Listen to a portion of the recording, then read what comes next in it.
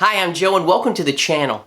In this Inspired By series, I like to write an original piece of music, either inspired by an artist or a genre of music, and I break down all the guitar parts for you and maybe share some insight on some of the techniques that make up that genre or style of music. And the goal here is just to share these with you in hopes that you can incorporate it in your own playing. In this Inspired By video, we're going to take on 70s soft rock. Let's jump into the track, and then I'll break it all down for you.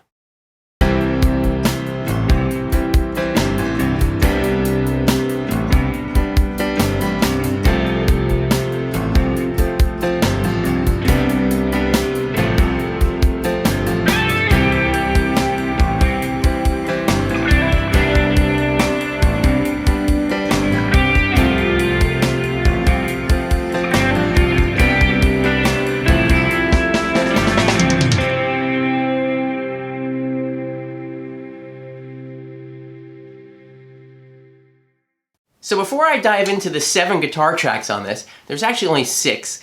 I doubled the acoustic guitar part and I panned them hard left and hard right. But before I dive into those guitar parts, let me tell you a little about this genre of music, which is so interesting to me about it. They really were doing some very basic chord progressions, but the arrangements were so unique and a lot of parts were there for texture, just adding a little bit of extra texture behind the scenes.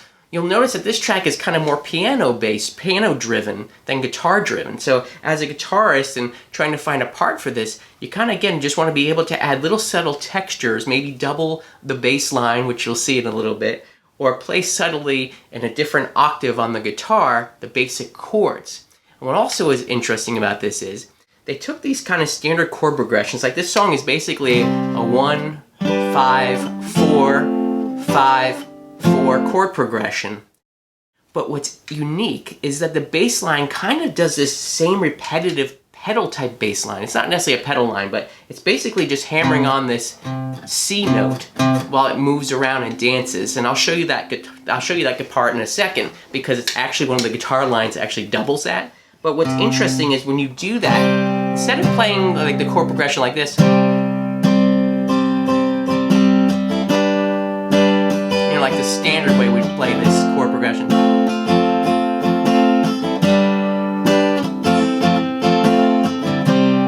What they're doing is because they have this kind of melodic bass line that's really kind of staying at the home base of C, it sounds like that it's basically a C chord, a C bass note over the chords.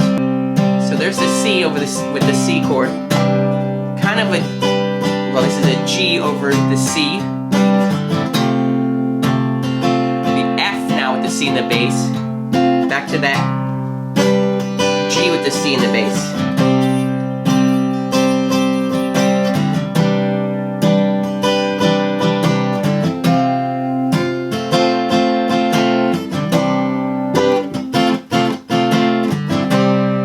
So just having that is really kind of cool because the chords are changing, but the bass line is kind of staying the same, and it's adding this kind of cool motion throughout the song.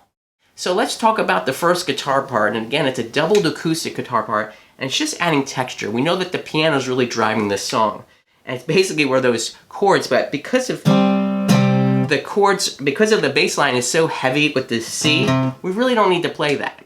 I was mainly trying to I was doing the full shapes when I was playing, but I was really trying to stay and strum at the higher strings. So it sounded more like that standard.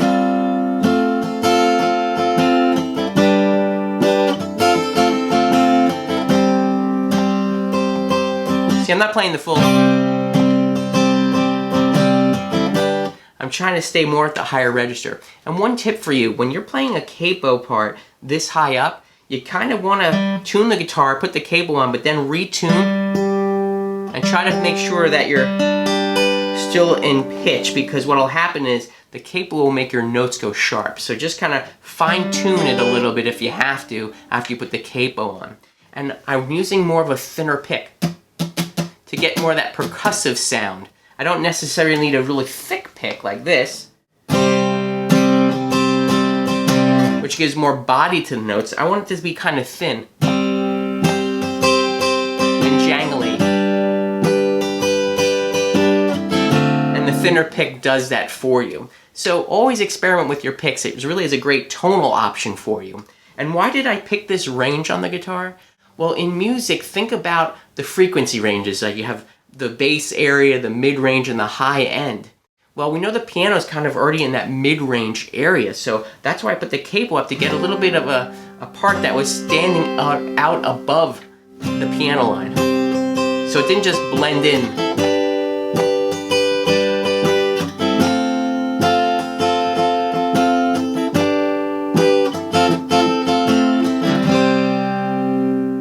So that's guitar part one. So the first electric guitar part is basically copying the bass line. You know, sometimes we try to think we have to be so clever with our guitar lines that we forget the obvious thing to do. Sometimes it's just nice to double another part that's in the song. It just adds more emphasis to that part. And again, I mentioned that this bass line is kind of important because it's kind of driving the song and it's making the chords just sound more interesting when they're just a simple 1-5-4 chord progression, because we're kind of pivoting off of the C note, the root note. So all this is doing is it's again hitting C, then going down to the A, back to the C, and then it'll do a little lick, G, A, C. And I'm just staying in this area and just copying that bass line.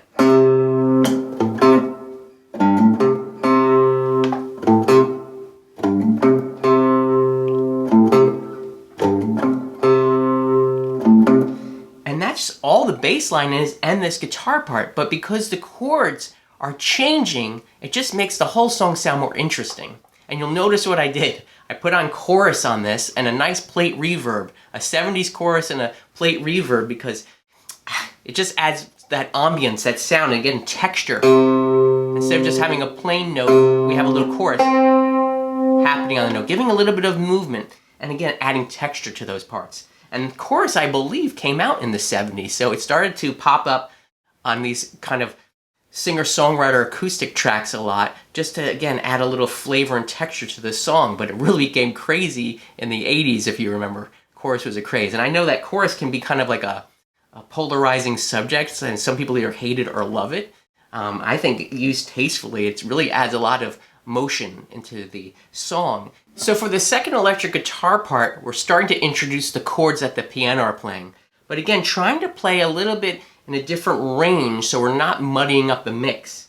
So I'm going to basically be playing this C shape here from our bar shape, that A bar shape that you might be used to from the Cage system, but we're going to be just playing these top notes here. So we're basically playing a true triad. We're playing C, E, and G.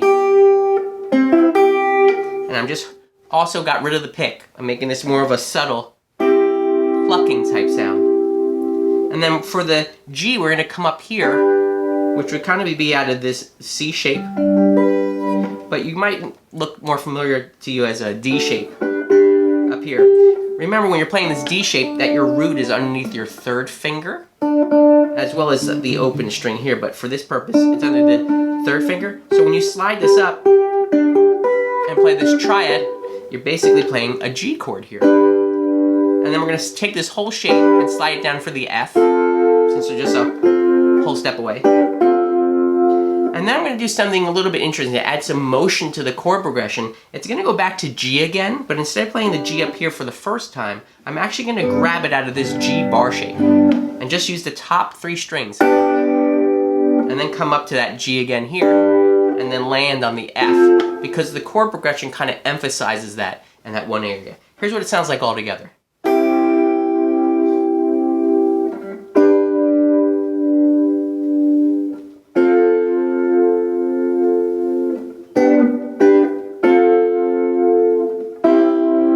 It just cycles and repeats. For the third electric guitar part, I'm basically going to play the chords that we just learned in the second electric guitar part, but I'm going to play them down an octave here. So I'm going to basically be staying in this C range, going to that G, going to this F as a bar shape, G. But since I don't need the bass notes because the bass again is playing such a unique line, that I'm just going to basically stay now on the middle 3 strings.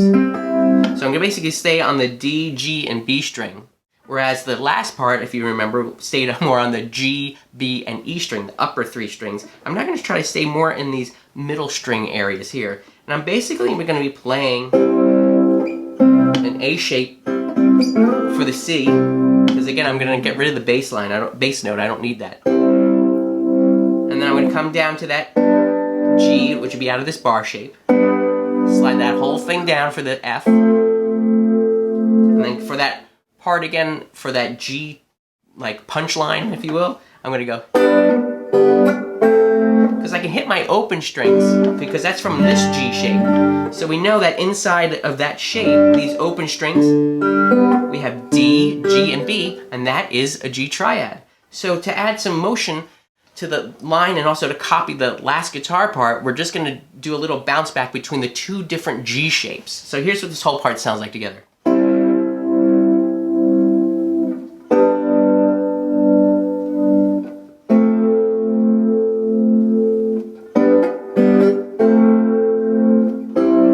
And that part just cycles through again.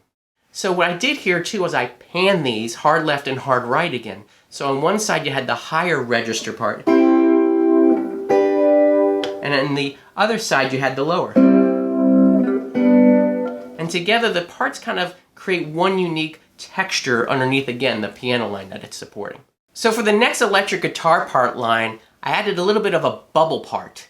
A bubble part basically is just this little kind of ear candy that'll stick out every now and then. And I think I panned that one hard left. And all I'm doing is I'm playing off the idea of where the bass line was hammering home that C note. Well, I just came up an octave from that note, and I'm going to play a little bubble line like this.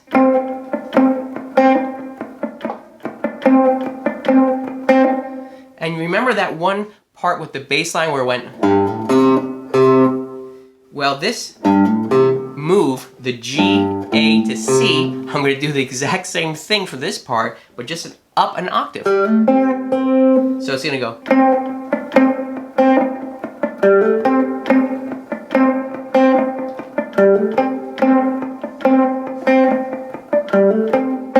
For the final guitar part, I really pictured it more of a vocal line, something that maybe backup singers would sing in this genre of music.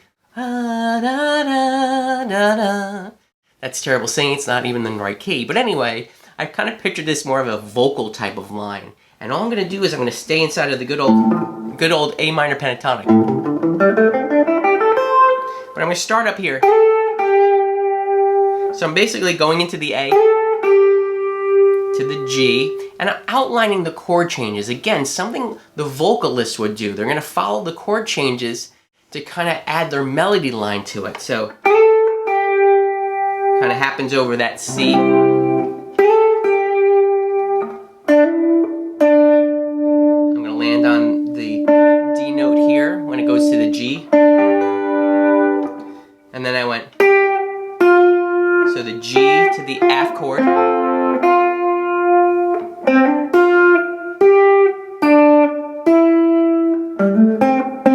So again, I'm just outlining basically the chord changes with select notes from the minor pentatonic scale, basically, or you could look at it as the C major pentatonic scale.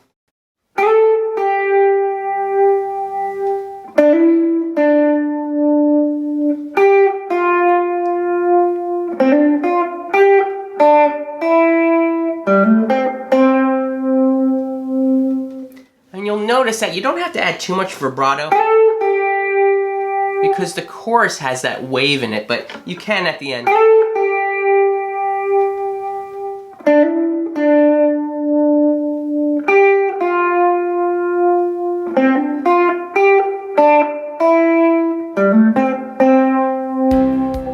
And that's the entire song.